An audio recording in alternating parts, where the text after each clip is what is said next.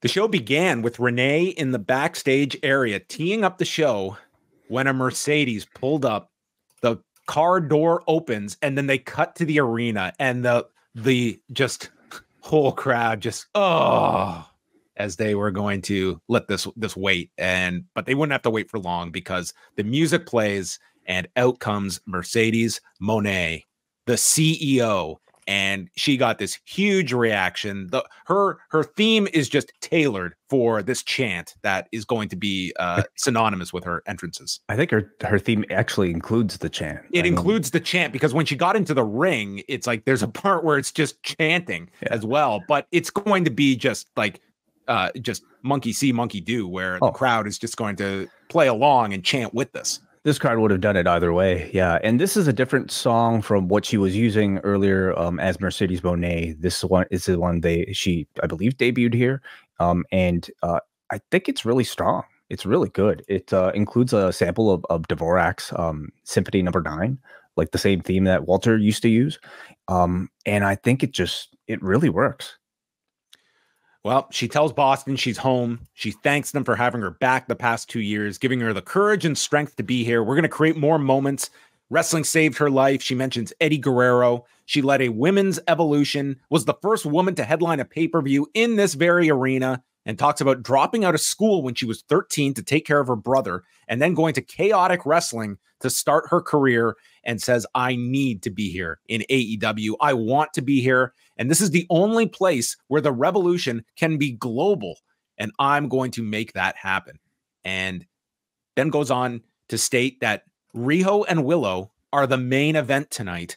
And she has unfinished business with Willow, harkening back to where she got injured last year. But tonight, Mercedes Moné is all elite as the graphic appears on the screen.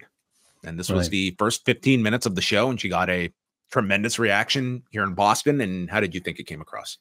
I thought overall good. I don't think it's controversial to say that as talented as Mercedes Moné is, you could definitely argue maybe her promo is her weakest part of her game.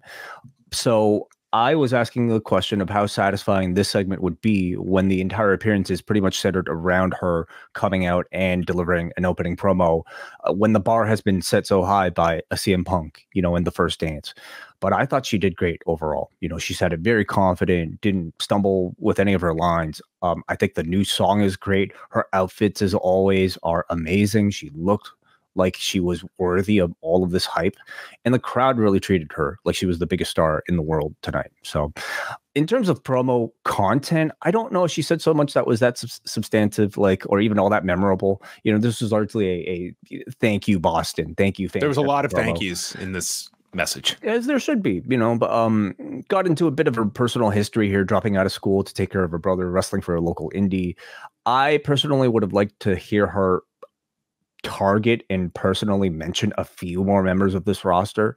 I'm glad that she made the space to, directly talk about the feud with Willow and unfinished business. But I think this was such a big spotlight on Mercedes tonight with so many potentially new eyeballs watching. I think her simply mentioning a few more other names out there, like Serena Deeb, Toni Storm, even Julia Hart, what have you, would have really made the division feel that much more fuller and would have given you direct sort of future matches for her down the road. I thought the main thing of this segment was she felt like a top level star throughout the show. And in this first segment, the audience took to her. It ended up being a really big crowd. And I think that was the key. It feels as though there's a major star that has landed here in the company.